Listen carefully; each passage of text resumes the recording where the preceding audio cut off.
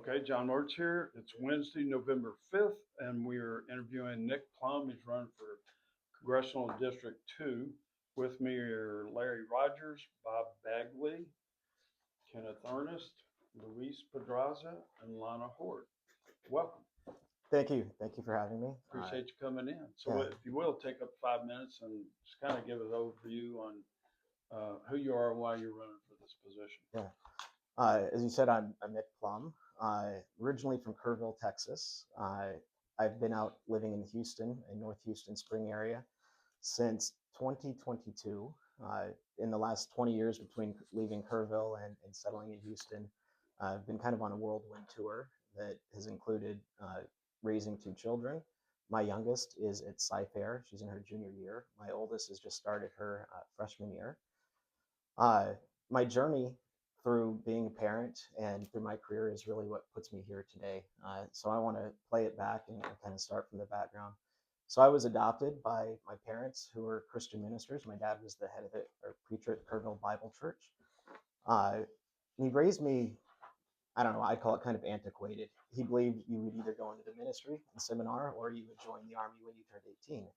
So when I turned 18, he gave me four choices: Army, Navy, Air Force, and Marine Corps.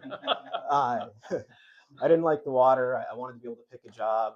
My vision wasn't great for the Air Force, so I went off into the Army. Things didn't work out.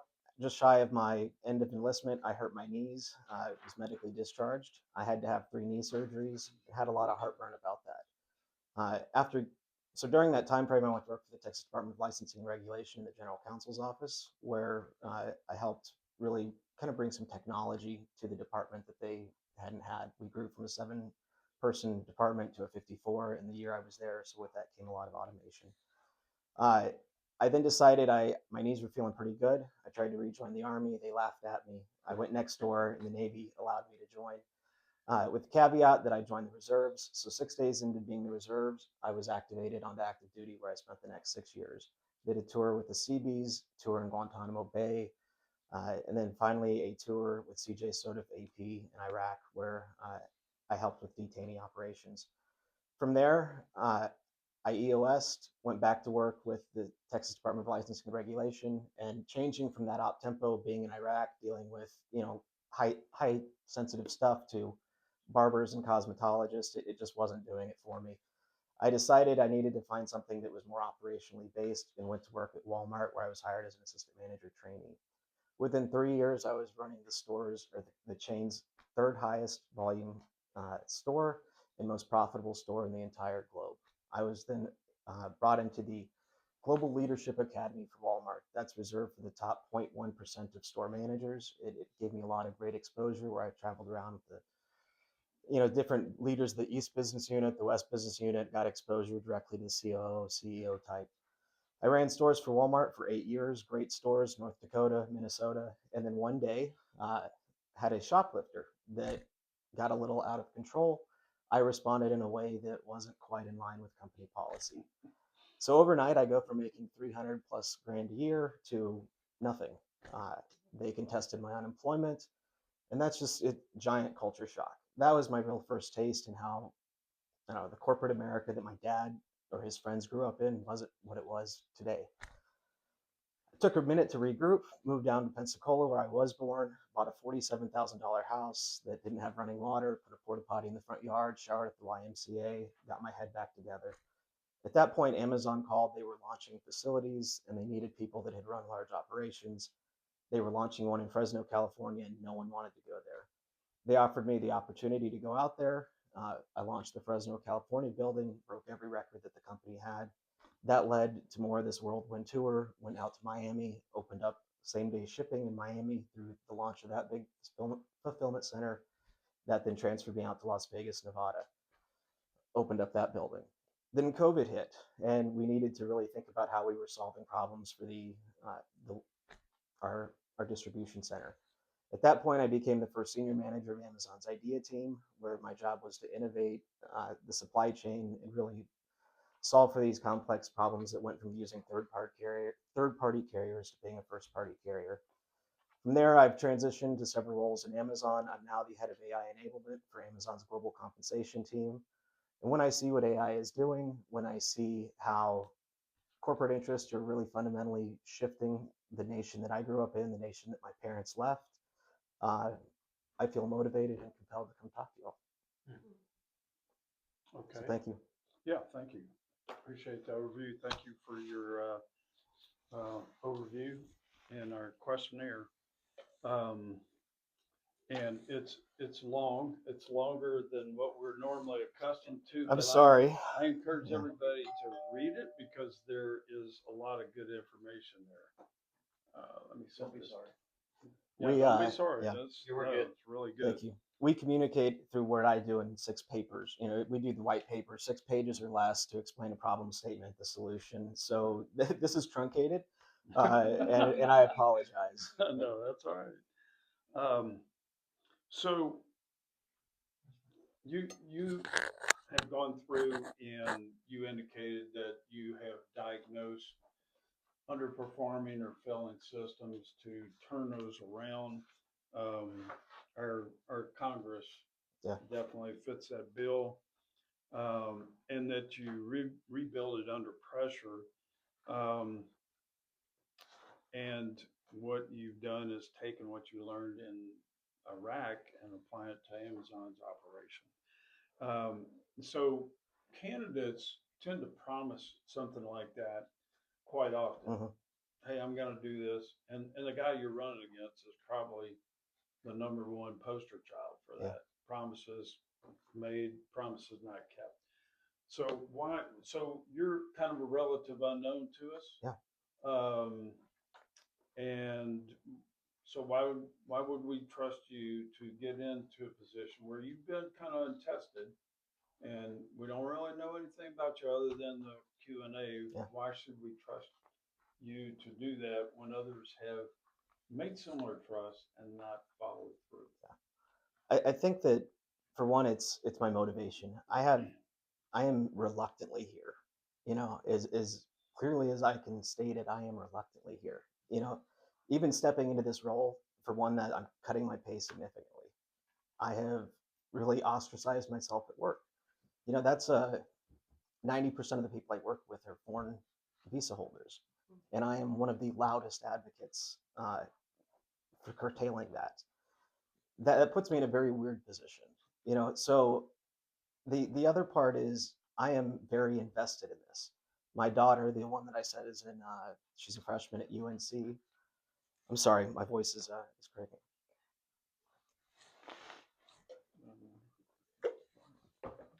Nah, that thing I'm good. Okay. My daughter, who's in UNC, graduated high school with a 4.5 GPA. That's insane, right? I was not that kid. She graduated with 32 college credits. She graduated the state champion knowledge bowl. She graduated with every extracurricular that you can imagine. She learned French, highest award that was given in the state of Colorado. The only time her name was not called up for an award during, and I'm bragging, I'm sorry, but it's relevant here. The only reason her name wasn't called up on the award ceremony was for GPA less than 4.0. Think about that. She was not admitted into the University of Texas at Austin. She was not admitted into a single University of Texas school within the whole system. That's crazy to me. She was admitted to SMU. They gave her the Founders Scholarship, but even after that, it was 45 grand a year. She was admitted into Tulane, Johns Hopkins, but not UT. And I think that, you know, when I see my work change, my kids' future change, I and I don't have a reason to be here. I could sit quietly and benefit myself. Uh, I hope you understand I'm not in it for me. I'm in it for others. Good. Anna? One of our questions was about Trump's tariffs. Mhm. So, from your perspective at Amazon and from what you know about turning businesses around, what is your position on those tariffs? Are they a good idea, bad idea, short-term solution, long-term solution? And Yeah, I appreciate the question. I think my answer is different if I'm answering it as a business person or if I'm answering it as Nick the voter. I would like, if I'm the business person, to be able to operate with full autonomy and keep doing what I'm doing and continue, have this global labor pool, have a global market that I can exploit, and have full access to the United States market with no controls. that'd be pretty cool. I'm a business guy, but I don't know if that benefits Americans and every American. I'm sure it benefits many. You know, the very top rung, I imagine, pretty much support that opinion. The lower class who has had production move out of America, or the working class, the middle class, the blue collar group that have had production move, that are seeing their top echelon jobs move out of uh, move away from them. They lose complete access to it through the global labor expansion. I think the tariffs probably don't go far enough uh, if they're done defensively. I don't think that you have to go carte blanche to everyone. If we have a great relationship with somebody that's mutually beneficial, yeah, let's exploit that. Uh, and by exploit, I mean lean into it, embrace it. Uh, I'm not totally isolationist. I know that we don't have everything that we need in the United States to survive, but I also know that we don't need to give up the our bargaining power in every single decision that we make.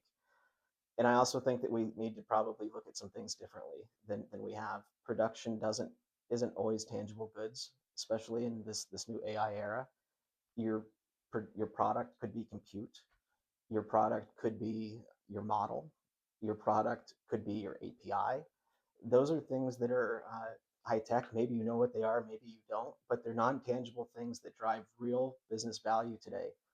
Uh, that I just don't think anyone in Congress is considering how taxing them or tariffing those or losing those things overseas really impact the economy. Okay, thank you, Louis. So going into politics, it's a totally different game than what you've ever done Yeah. before. I think we can't even emphasize that. But one of the major things that I look at is election integrity, because without fair, honest elections, we're really not electing our representatives correctly.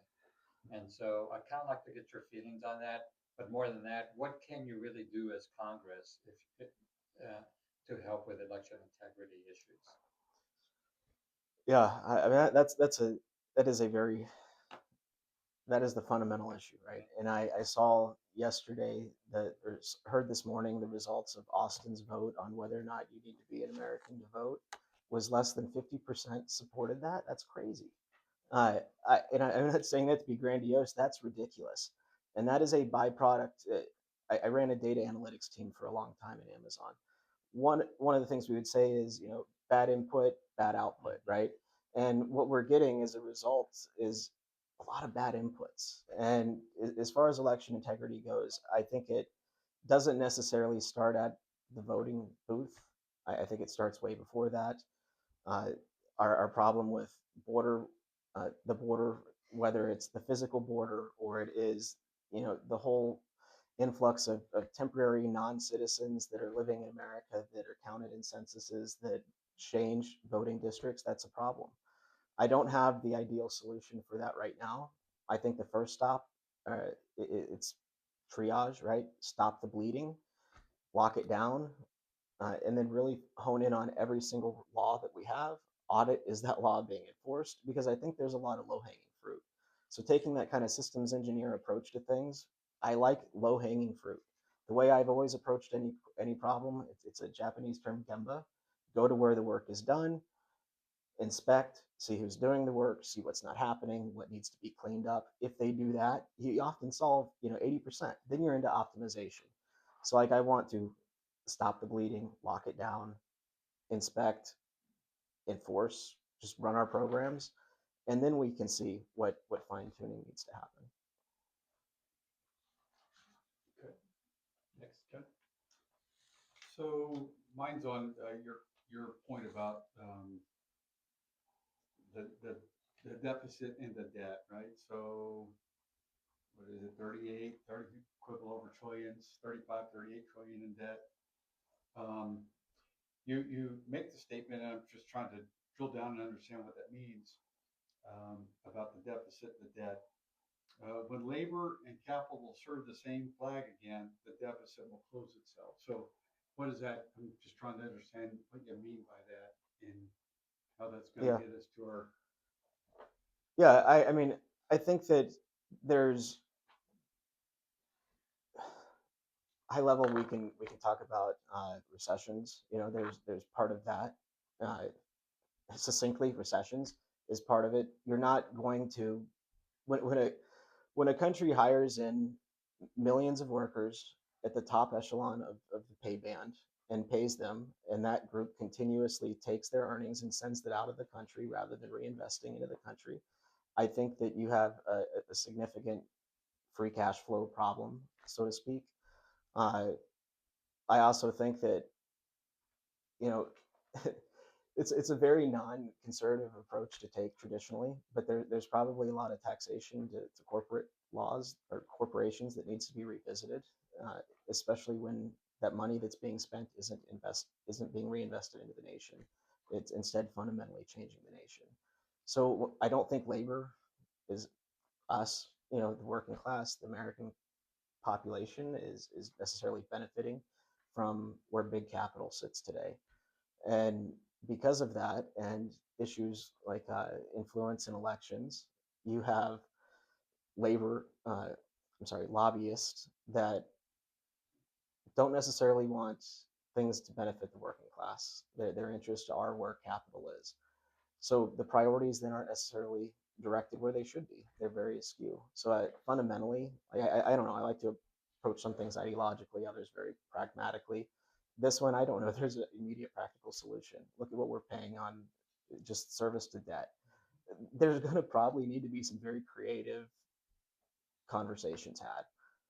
So I want to make sure I have the right ideological approach there, and that is our economy, our budget should support the nation. Okay. As a follow-on, so I get another question. Go ahead. Okay, so you hit on something. So from your perspective, we get these visas in for, is it because corporations want to pay less money, or is it what a lot of corporations claim that we don't have the trained workforce to fill those positions with American citizens? This is a 4-hour answer. It's very complex, and this is probably why Congress hasn't touched it. Just your answer on one of those visas, we'll hone in on just H-1B. Just that one, I can give you 6 different reasons people use it. One is it's a continuation pipeline from the college foreign students that get STEM and then OPT, which gives them the tax break, and then they age out of that. They need to be converted. They convert to H-1B. That's not qualifications, that's pipeline, right?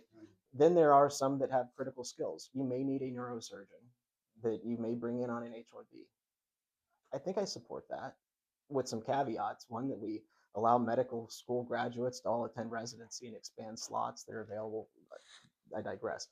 Then there's the other pipeline. You've got just fraud, waste, you know, fraudulent businesses. And the state of Texas spends a ton of taxpayer dollars on awarding contracts to these companies, Cognizant, Infosys, whatever.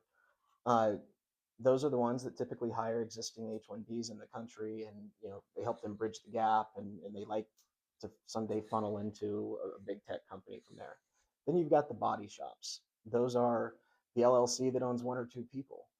They hire H-1Bs really just to feed into Infosys, and it's turned into this economic driver.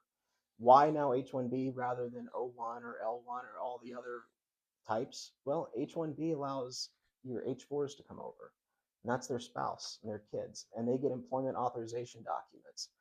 And as an H-4 student, you attend the University of Texas not as an international student, but as an in-state resident, and you're not classified as an international student. And that is why in the last decade, the Asian population, Asian female student population at UT has increased 50%. The white male population has dropped 31%. The white female population has dropped 20%. And when you add it all up, black males and Hispanic males, which is who DEI was supposed to benefit, right? There are less of them at University of Texas than there are Asian females. Last, real quick, and that population could not have been naturally supported by births. That population is a direct reflection of corporate migration policies, changing the state, changing who gets a leg up in the state, and why my daughter's in Colorado. Cheap labor. Yeah. Wow. I'm not going to read the whole answer, but It was in the first paragraph where three main goals that you hope to achieve, but it was the last sentence or the last paragraph that got me. Nation is people bound by faith. Um, our nation was created with Judeo-Christian values. We're said to be a Christian nation. However, I think we've put our faith behind. We're seeing Islam coming in, which is not a religion, but a faction, but Muslim population coming in. A lot of it through illegal immigration, and we're losing um, our our our foundation of Christianity in this country. And we've seen it in Dearborn, Michigan. We've seen it here in Houston. There's other cities within the state as well. Um, what can be done at congressional level to stop this from taking place? Yeah, thank you. You know, it's interesting you mentioned Dearborn. My parents were born in Toledo, 1930, 1933. My dad's first church was in Dearborn, Michigan. Uh, One of the reasons they left was the town fundamentally was changing so much. So like, and that would have been what, 54 something, 1954. Uh, I looked back into that recently. It started with Henry Ford in 1920, really importing cheap labor to Dearborn. But I don't know. I'm just like, what am I talking about here? So the first thing that Congress can do is stop the bleeding. You know, and I don't say this hatefully. I, I had a really crazy assignment in the military.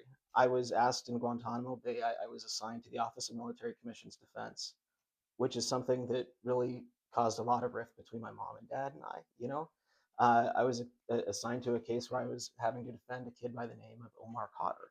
He was uh, his father was number 4 in Al Qaeda. He was sent off to coast Afghanistan, where he acted as a translator between a bunch of different languages.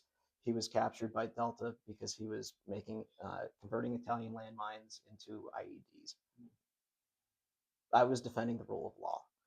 And I think that that's the problem is we are a nation funded on Judeo-Christian values. I am Christian. I was raised Christian. I'm raising my kids that way. It is my period. Uh, but we also are a nation bound by laws, and we need to make sure that our laws are built to protect the nation that we have today.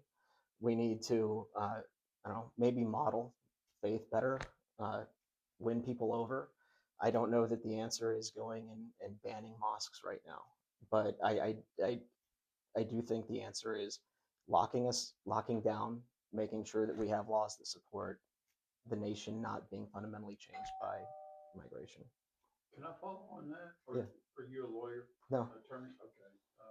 You weren't JAG or I was anything like JAG, but not everyone in the JAG Corps goes through law school. I was an enlisted guy from the Army. They certified me as a paralegal, as a court reporter. Uh, and then when I got out, I was a paralegal for the state of Texas, and through the Navy, served in roles. The Navy calls it a legal officer. That really just means you're a standalone legal that advises an O6 that has resources that is a JAG officer overseas, or not overseas. I'm sorry, up. Maybe it was in DC when I was at Pax River. In this Omar Khadr case, I was the live litigation lead. So I just okay. Uh, in a case like this, a detainee goes through all sorts of uh, channels. Lots of people interact with him. We had roughly 70,000 pages of documentation scattered across all different classification issues or levels, all different languages. And my job really was to pull that together, build kind of the investigatory approach to the case so that we could present a viable defense. That led to us presenting the case multiple times in Guantanamo Bay. We argued in the Canadian Supreme Court. Fundamentally, I think we were, by law, I think we argued the right thing. What happened in law, I think it can be different. Uh, he was awarded repatriation to the state of Canada. He probably shouldn't have been held in Guantanamo Bay as long as he was. Uh, state of Canada or country of Canada, Canada settled, gave him $10 million as a settlement for not following their own Supreme Court's laws, and another treaty they were bound with. The U.S. and Canada were both part of a UN Child Soldier Protocol and treaty that really should have precluded this whole thing. So when I was there, I want to make very clear it was about rule of law, and what's fundamentally and legally right and wrong. Okay. Yeah, thank you. Sorry.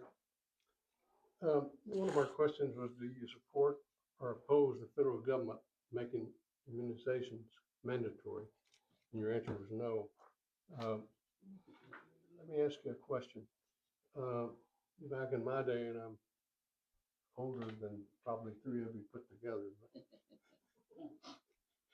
but we had to have, if I wanted to go to school, I had to have shots. Yeah. And back in my day, there was three, and I think today, you said yesterday, what, 28 now? No, yeah, 28 vaccines to get to school. So, and then in my time, the polio vaccine, because polio was really sweeping the country. So how can you justify the way you said no when those were very much needed? Yeah. Reason I was adopted is my dad couldn't have kids because he had polio. And like you said, guy born in 1930, that was very real and relevant. So was there ever any hesitation with shots for me growing up? No, there wasn't. I went off into the army, and it's kind of funny. I think about this. You get in the line and you get your 14 shots or whatever you get when you enlist. But before you do that, we were sitting it's like an auditorium in rows, and I'm very tired. I'm dozing off, and the guy beside me raises his hand, and I raise mine because I'm doing like my buddy, and I didn't realize we were volunteering for another shot. So I got 15 instead of the 13 or 14. But it's just not something that I personally had ever really thought a lot about. I'm gonna be real. When my kids were born, they got the jab in their foot. I remember Ava particularly. The first one there was no reaction. The second one, she's crying hysterically, and I think it's because she learned that it hurt. First one, she didn't know to expect it. But either way, it is something I took away from it. The part that really kind of changed for me was when COVID happened. I was living in Las Vegas, Nevada, and we locked down. That's when I started really growing my hair, and the one picture is long. I stopped cutting my hair because the barbershops were closed down. I couldn't go to work without getting thermometered in, and it just really, to me, it was an overreach thing. And my takeaway on it is there are probably some vaccines that are irrelevant. I don't know that it's 18 or 19. I don't know the science on HPV that the girls have to get now as they're young teens. I don't have the great answers on that. I think that really the question is none of us can fundamentally trust our institutions right now. And that's why at least me, a layperson, is even fielding this question. It starts with rebuilding the trusted institutions, allowing parents to make decisions where it's all but necessary, and then providing some sort of pipeline for them when they don't want to make that decision. You shouldn't have to choose between school or vaccination. Maybe there's a classroom of kids that aren't vaccinated. I don't know. But there's got to be something creative that can happen as we're building and rebuilding trust.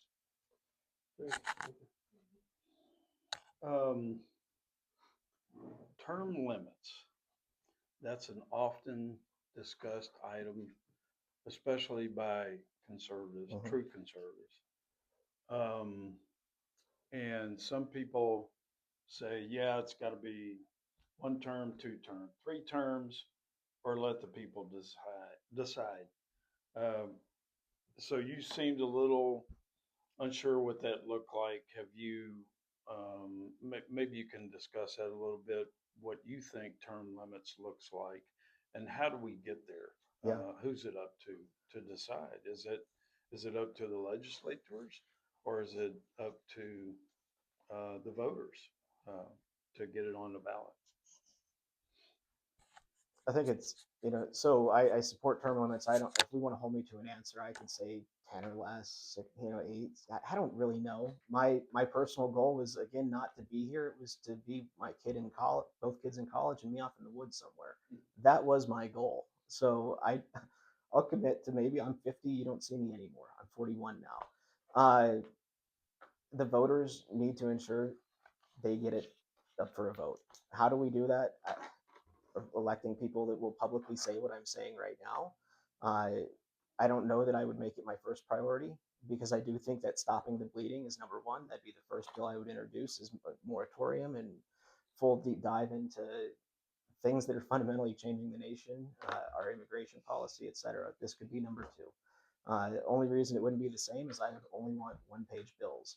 So I think there's a ton of issue with how Congress fails to take accountability for putting issues that impact things in front of, up for a vote. How they fail to get alignment. In my job, a wage change results in a $1.5 billion expenditure. They're not small decisions. They're not one leader decisions. There are more than 435, leaders that are weighing in on the decisions that I'm making at work. I am doing that through leadership, through driving consensus, through building data stories that are so damn compelling they can't be ignored. And then I'm being really loud when they're ignored. Just this issue that I'm talking about now with migration. No one heard about H-1Bs before I started talking about it last November. Right? I mean, we've got the president talking about it, vice president talking about it, congressmen, senators talking about it right now. Quietly, I drove awareness to this. Amplify it. Just give me a microphone. That's what I'm asking for here. And I promise that I will drive everything that I can do to install term limits. Okay. Plumb? Give me just a quick rundown on how you feel you're differentiated from your opponents. What makes you different and what makes you the right man? Yeah. 100%, I'm the only one that has the background right now for what we're about to face. I've talked a lot about external competition. There is this whole other realm of internal competition. AI is about to rock the world. And I don't say that to sit here as a snake oil salesman. It's maybe you've played with AI, maybe you haven't. A couple years ago, I thought AI was about making a picture of a pig with wings. Maybe we'd automate it, right? And then I got my hands on enterprise level AI. And that is not making a pig with wings. That is fundamentally changing the entire landscape of how everything was done. I'll give you an example. A company wanted to build a product a few years ago. We'll call it a technical product. Let's call it a auto body shop that wants to build a auto scheduler for their fleet of 10 auto body shops that they have. Well, they would need to hire, a business analyst who would come in, and he or she would research the business. They would learn the KPIs, what, key performance indicators, what drives everything. They may bring in a UI person to kind of understand what they want that user interface to look like, the story. They would bring in maybe some business intelligence engineers to build out the actual data model based off what the business analyst found. They would then bring in a data engineer to build the pipelines. They would then maybe bring in a team of 1 or 2 software development engineers to actually build all the nuts and bolts of how it goes together. We're talking 10, 12 people to build a product that may have cost a couple $1 million. I can do that this afternoon. Period. Just me, with the tools I have. And I can deploy it and have it in production by the time any of you wake up in the morning. I could charge $1 million for it, or I can't, or whatever. The point is 12 people aren't needed now. That's the problem. There's no one else that even knows what's happening, let alone thinking about how to solve it, let alone thinking about the Americans that are about to be displaced. Can you get financing for it if it's needed? That's the question. If it's a big product that's gonna go out citywide, statewide, nationwide. Yeah. And I understand supply and demand, I get that, but a lot of times you're gonna have to have big startup money. Will a bank invest in that? Oh no, I'm talking like technical product, right? Like a software product, solution. right? Okay. The whole Gotcha. back end for scheduling literally in an afternoon I could build their full shop scheduler, their finances, their tax reporting software. I could interface it to their website so that it's like, Just with AI. yeah, my website, my platform. I built that in 10 minutes. Hmm. I don't know if you've seen it, inleyplumb.com. Pure, like everything that I like, that's what I do now. And people don't understand it. What happened last week? 14,000 people were laid off from my company. So that. Did you see the number one job family impacted? Six, and this the only numbers that I actually have is it's all public data that I will only ever discuss public data because I am still employed. I do intend to remain employed if this doesn't go successfully, but it may not work out. In the state of Washington, 670 software development engineers were let go. Right? What's the number one piece people are saying on this H-1B thing? I need critical tech skills that I can't hire. And what do we call that job? It's a software development engineer. The number one most critical skill was just dump cold turkey. Right? And I remind you, these are 3-year visas. They could have just let them expire. But it's done. Right? So here's what's really going to happen. You asked me a question, someone, I think it was you, as a business, or, I said I'd answer differently as a citizen versus a business person. The reality is all of these big companies that have invested money in AI now are going to have to make a decision, their CEOs. And they have two choices. One is realize all of the ROI that they can today, or two, disrupt the entire labor market and economy. And they've got to balance now how quickly they can, it's a yin and yang. How quickly can I realize, or how much ROI can I realize without disrupting the labor market too much? And we're fine tuning. It's fine tuning right now. A/B testing. Message comes, like what was the first message that came out? 30,000. That went crazy. I mean, the initial reaction to that was pretty bad. Next day, only turned 14,000. I'm just saying how I would do it. I'd A/B test message, and I'd fine tune balance all the way down until Americans have nothing left. And then the electorate has changed. There is no voice anymore. Capital controls everything. Labor is Would you say that's why it's hostage. important to bring manufacturing back here?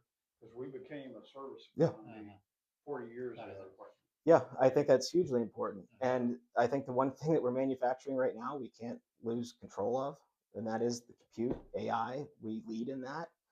Right. I will tell you that Americans ideate in these companies.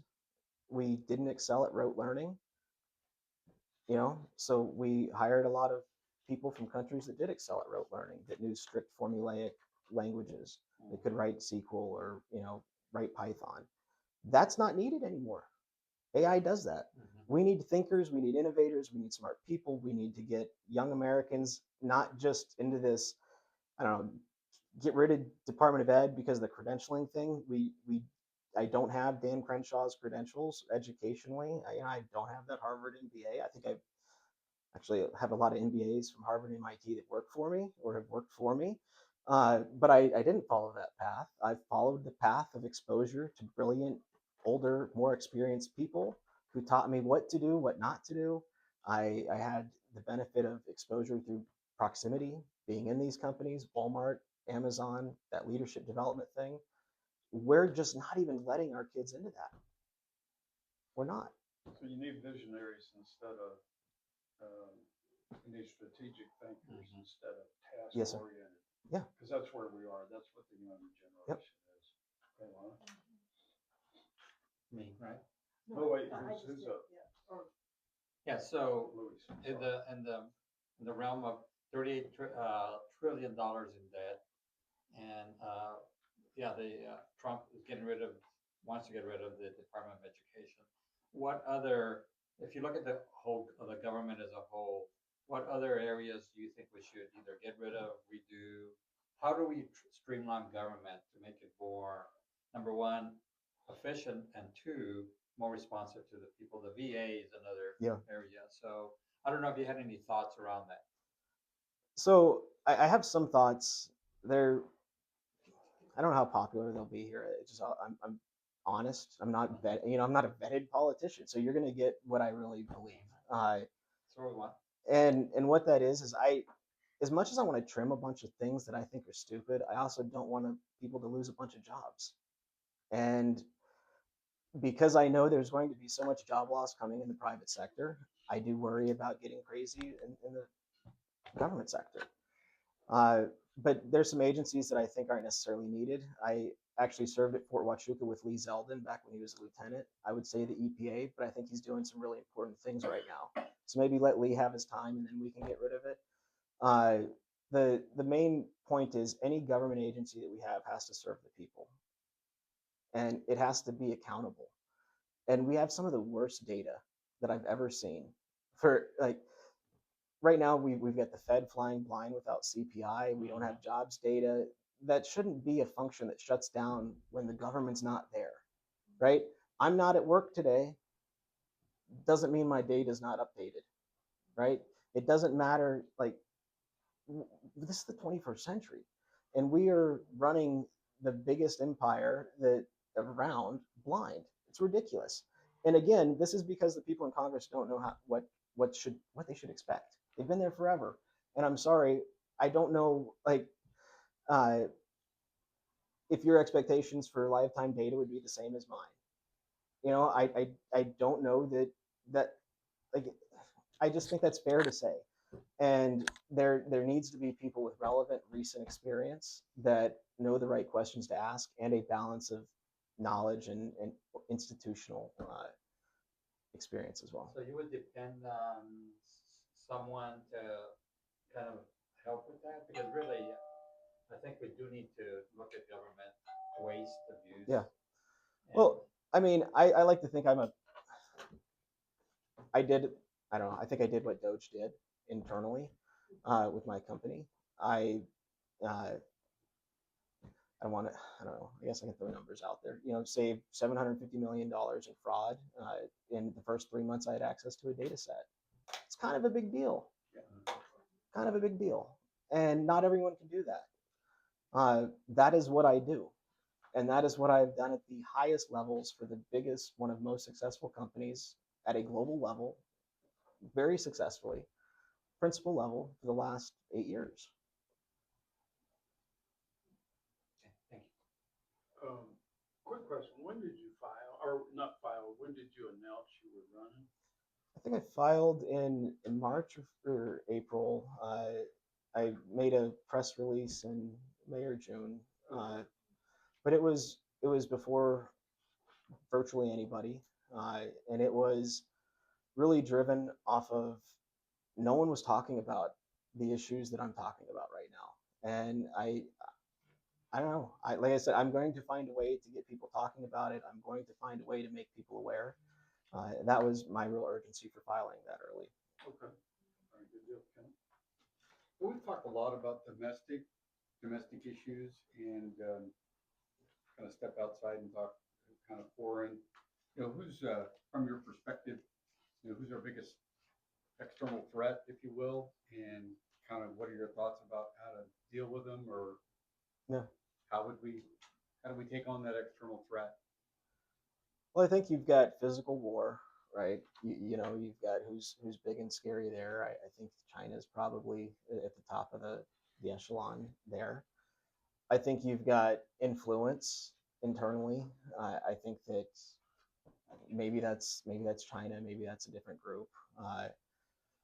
I think you also have the economic risks, and I think that when your currency is being attacked, that starts to be one of the biggest risks. So BRICS to me is probably the largest non-domestic threat that we face.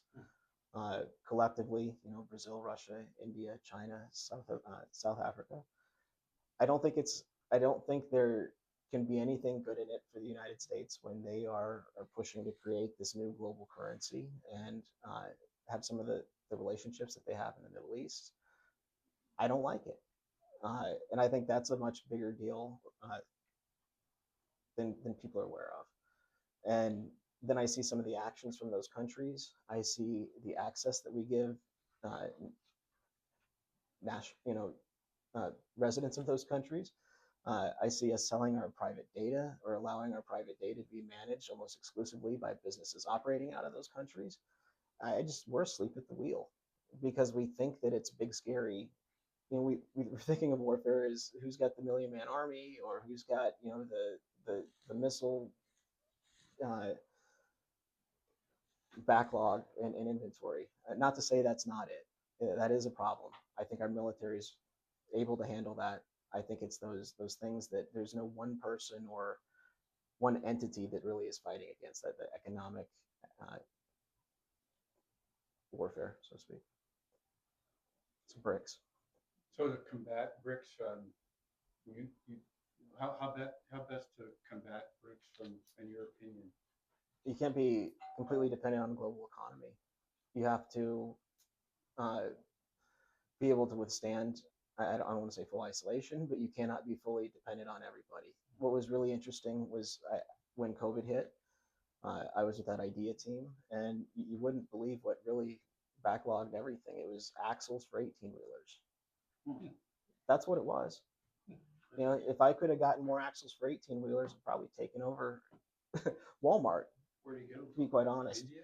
Where they from? They couldn't be produced because there Where do was they normally come uh, from? Where do you we, source them? we whoever like Wabash National Cannonball may be manufacturing them. There was this whole issue where several things happened fundamentally all at once. The trucking industry went from long haul there and backs to hook and drops, right? So you hook up a trailer, you drop one, you pick up an empty, and you go.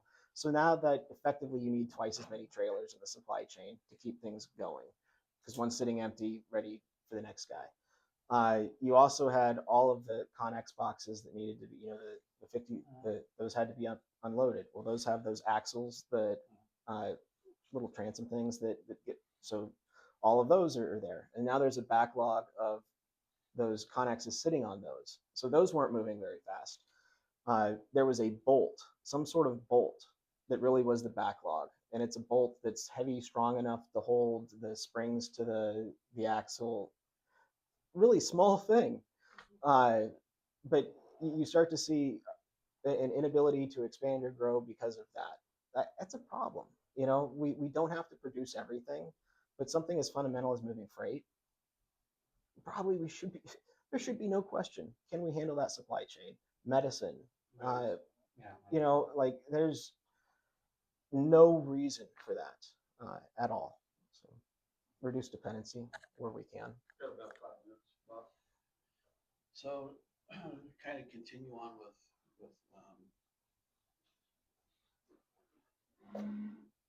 outside forces. We talked about Ukraine and Russia. As a Christian nation, we've supported Israel for forever. Mm-hmm. Do you feel that we should continue to do so in their pursuit to regain their sovereignty? Yeah, I think my dad would teach me the land is holy, not the government, right? And there's conservatism. To me, really, it's doing right by our people. I don't know that it's not right by our nation to question anybody, to be honest. And to that end, I think there's a lot of real caution that doesn't. I mean, no one wants to be called an anti-Semite, and I understand that. No one wants to be called racist, and that is why a lot of people that share the viewpoints I have, that have had the exposure I have never brought up the issue that I'm bringing up with immigration. With this one, I don't know that it's right to be afraid to be called an anti-Semite or anti-Semite and not question Israel or the decisions that their government may or may not be making. Should we continue to support them? I think that we should continue to be allied. I don't know exactly how far that obligates us, right? We don't have to run to their defense. We don't have to supply them with everything. They're not a fledgling nation anymore, right? They have a well, robust economy. I also don't think we should ever have dual citizens in Congress or any elected office. That it's over Americans, period. Is that fair? Yeah. All right, sorry, Larry. Okay, so we're right at the end of our Yes, sir. Q&A. If you want to take up 5 minutes to close, and then we'll wrap Yeah. up. Thank you. Taking it easy on me. I feel. Like I said from the beginning, I'm not here because I had any aspirations to be a politician. I was class president my sophomore year. I never ran for re-election again. Like I got in to fix an issue and I stepped back. That's the way that I've lived my life, very quietly. You would never have seen my name online anywhere. I don't have a lot of friends because I have really no friends because I've dedicated my life to my family and to my career. Uh, and really those things have been important to me, and I believed, as my parents had taught me, that was a great way to success. Love the Lord, love your family, love your job, be good at it. Life will be good, and it has. Been very successful. The problem is that is not the same message I can give my kid anymore. I could, but I'd be lying to her. A 4.5 GPA. I'm just telling, like, one more. A 4.5 GPA, 32 college credits, not enough to get into a state school. A state school that, I mind you, as a veteran, her tuition would have been free in, and I would have been able to use the Hazelwood Act. But instead, as a veteran, because I don't know, I did get divorced. The military ended that marriage. She lived with my ex-wife. She's not a state resident. So it gets me again. The kid that gets in is the international kid, or the kid that's a state resident but not American because their dad or mom got a tech job here, gets in over a true Texan daughter who was born at Fort Hood in the state of Texas, who had a 4.5 GPA, 32 credits. That's a problem. That's why I'm here today. Personally, professionally, I'm here because I know what's coming. And again, not to be grandiose, the future is here. Whatever they're telling you about AI is one thing, enterprise AI is another. We have to be having real conversations around how AI can benefit the nation, and not just capital, not just the very top echelon. If we don't, then we probably need to start. If we don't, in a couple of years, we'll be having conversations about UBI and every 400 million people on food stamps, and which government agencies we're going to need to grow and expand. And it's not going to be what we want. So now, urgency is now. That's why I'm here. The last thing, anyone else you talk to in this race for this position, they're not able. They're not the right person. I'm sorry. Whether it's their voting record, which we all, public voting records, what you're going to get, or it's the fact that they just don't have the experience, knowledge, and understanding of what's coming. And I say that with the utmost respect. You can be the right person, but you may not be here at the right time. If there is a more suitable person for this time, they should be elected. But I don't think anyone else is ready to represent you, Harris County, Montgomery County, the state of Texas, the United States nation. Appreciate your time. Thank you. Thank you. Appreciate you coming in, answering the questionnaire, and good luck in your campaign. Thank you.